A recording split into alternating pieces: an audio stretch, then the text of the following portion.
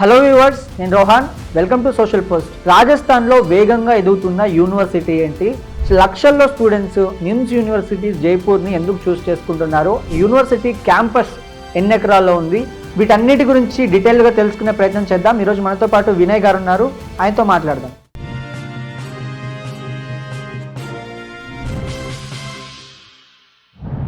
Hello Vinay గారు. Hello అండి. So అసలు ఈ నిమ్స్ యూనివర్సిటీ అనేది ఎప్పుడు స్టార్ట్ అయింది? దీని వెనుక ఉన్న మెయిన్ మోటో ఏంటండి? సో బేసికలీ నిమ్స్ యూనివర్సిటీ అనేది it has started from the medical sector, national institute of medical sciences. In 2000 ఇయర్లో before 26 years they have started NIMS, national institute of medical sciences అని. Okay. So after one by them still they have reach 2008కి వచ్చేసరికి they have started established as university, NIMS university. Okay. So మెడికల్తో పాటు they have entered into the management, engineering, every courses has been added to the university.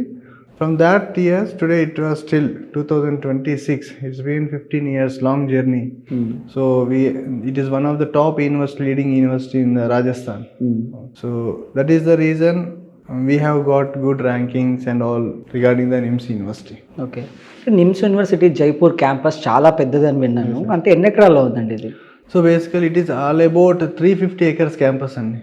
350 acres completely green-lush campus, completely fully AC equipped campus. Okay, 350 acres. 350 acres లో ఉన్న campus మొత్తం, even classrooms అవనియండి, hostels అవనియండి, వాళ్ళ dining hall అవనియండి, for every shopping mall, every whatever is established in the university is completely fully AC equipped campus completely. Okay. So ఈ NIMS university జైపూర్కి accreditations అనేవి ఉన్నాయండి? Established by the UGC. And ఇంకా when comes to rankings, okay, మనకు Indian government వచ్చేసి NIRF ranking అని they will give you ranking. We are under 100 to 150 top 100 యూనివర్సిటీస్లో we are the one of them. And we have diamond gauge ranking in the QS rankings. Okay. And we are ranked by the NAAC accreditations also, A+. So every individual sector we are having the rankings. In the medical sector we are having rankings, in the engineering sector lo ranking undi, management sector lo ranking undi. And we are also globally recognized. Even Czech Republic country also recognized the degrees, and this degree is globally recognized by every country in the world. Okay. So NIMS యూనివర్సిటీకి check రిపబ్లిక్స్కి వీటి ఇద్దరి మధ్య MOU జరిగిందని విన్నా అండి, ఇది ఎంతవరకు నిజం?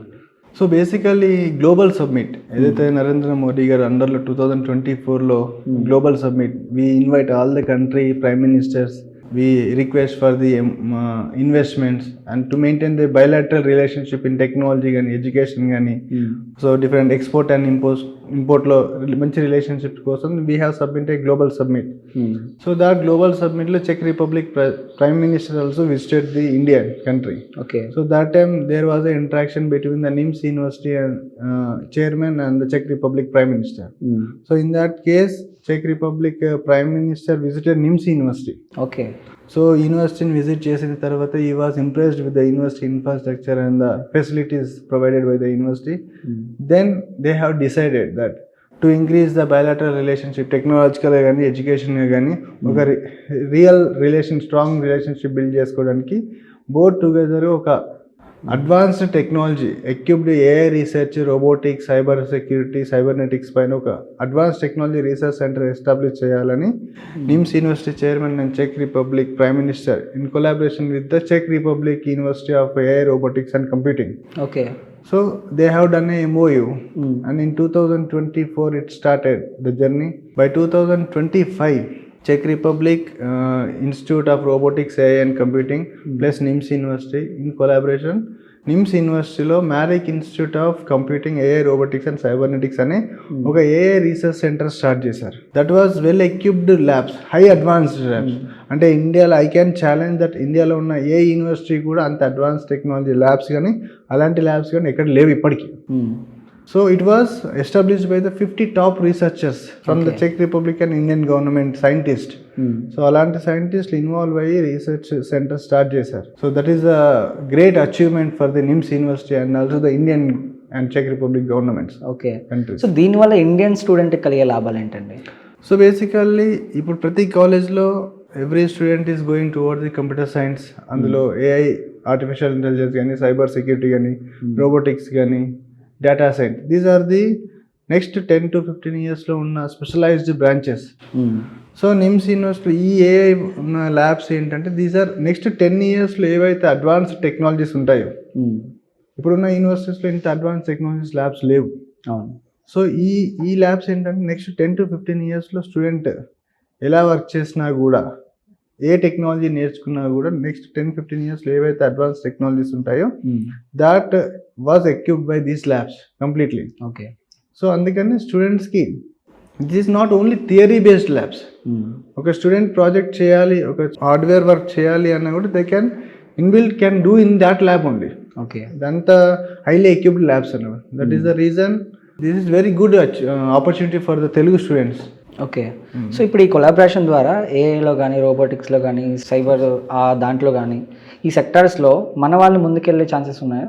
ఇప్పుడున్న జనరేషన్లో we have everything. AI is going to change a lot of in the country sectors, different job sectors. So అన్ని యూనివర్సిటీలో ఏఐ చదువుకుంటారు పిల్లలు, but how consistence and how depth of the knowledge వాళ్ళకి వస్తుంది అనేది important. Okay.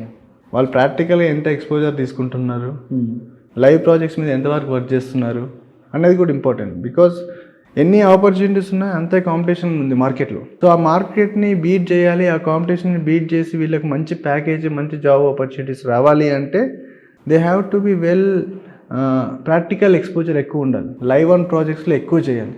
So these labs are maintained by the industrial companies. For example if I take software labs ఉన్నాయి. Okay. HP will enable all the software labs established in the NIMS University. When comes to the data science, cloud computing labs will completely enabled by the Amazon AWS. When comes to robotics, automation, hardware labs అన్ని siemens company hand ఓవర్లో ఉంటాయి, enable చేసుకుంది. When comes to the processing unit, graphic design, ఇదంతా NVIDIA will take care of this. అంటే ఒక industry experts will take care of the particular labs. So student will have more exposure towards the practical exposure. Okay. అంటే దీనివల్ల మనకి ఇప్పుడు joint projects కూడా పెరిగే అవకాశాలు ఉన్నాయి స్టూడెంట్స్కి? Yeah, that was the main motto. ఇప్పుడు అక్కడ ఉన్న అడ్వాన్స్ టెక్నాలజీస్ ఇక్కడ ఇంప్లిమెంట్ చేయడం. Okay, whether if India has the advance technologies that we can implement to this research centre. So that is the main motto of this AI research centre.